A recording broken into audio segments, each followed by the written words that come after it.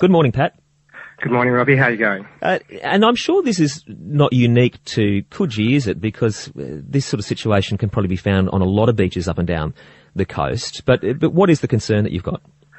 Yeah, the water quality at Coogee Beach is terrible after a rain, much like it is at most city beaches. The latest Beach Watch report basically says that after only half a centimetre of rain, the E. coli levels at Coogee Beach are such that it becomes unsafe to swim. Now, the problem is you've got two stormwater drains at Coogee Beach. You've got one at the north end and one at the south end. The one at the north end pumps water into a small tidal pool. And the small tidal pool is where a lot of kids at Coogee Beach play. Yeah. Quite apart from that, the northern end of Coogee Beach is the safest part of the beach to swim. It's the flattest part of the beach.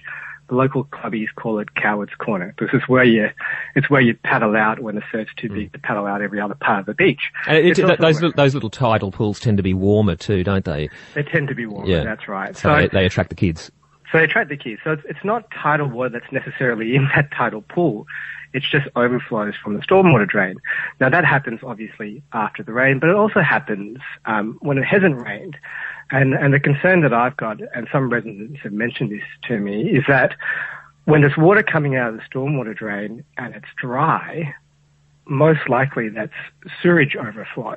So that's sewage leaks. So that's raw sewage pumping into that. Are there signs up to warn people? There are signs up, but it's hard to see them.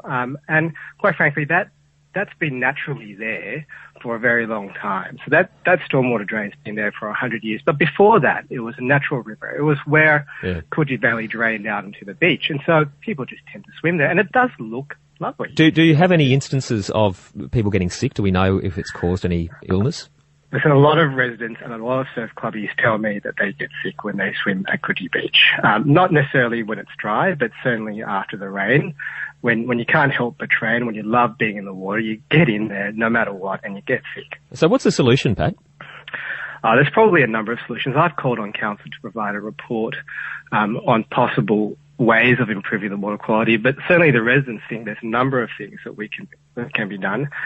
They claim that you should clean the streets up. You should tell residents not to litter. You should tell people who walk dogs to pick up their dog poo when they go walking. All easier said than done, though, really, isn't it? All easier said than done. But the key thing that I think a lot of residents want council to do, and it's something that may be too expensive for council to do, but possibly something the state government can do, is to redirect the stormwater drains so that it pumps further out to sea. Yeah, okay. That may be a long time coming. I guess at this stage, for people who are heading to Coogee, it's a lovely place to go. Just be aware of those possibilities, especially considering there's a bit of rain around this weekend as well. Hey, Pat, thanks very much for the chat this morning. My pleasure. Pat Garcia there, Secretary of the Coogee Surf Life Saving Club, also a local councillor at Randwick. It's 5 to 7.